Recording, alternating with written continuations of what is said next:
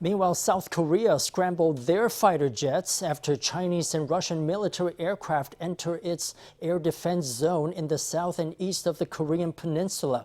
The incursion followed encounters between U.S. and Chinese forces in the Taiwan Strait and South China Sea, which the Biden administration cites as examples of growing aggressiveness on the part of Beijing's military.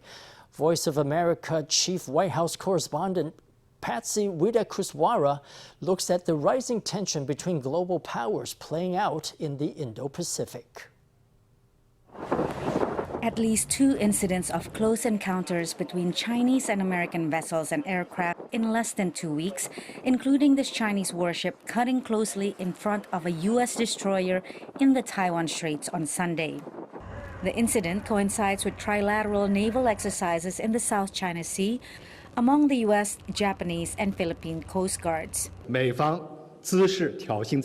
U.S. made provocations first, and the Chinese side only responded by handling the incident in accordance with relevant laws and regulations.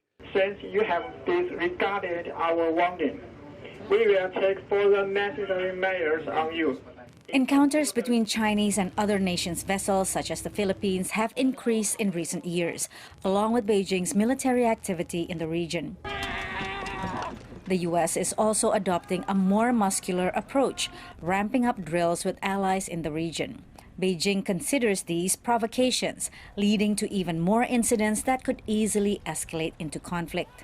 It's part of a new and disturbing norm, particularly given the fact that there's limited communication between high-level defense officials in the United States and China.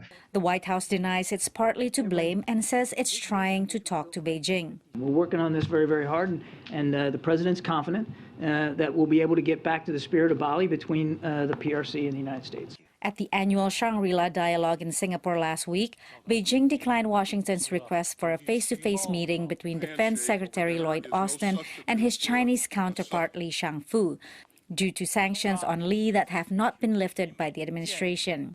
Officials are working to reschedule U.S. Secretary of State Antony Blinken's visit to Beijing that Washington canceled after it shot down a Chinese spy balloon in January. Patsy Widakuswara, VOA News, Washington.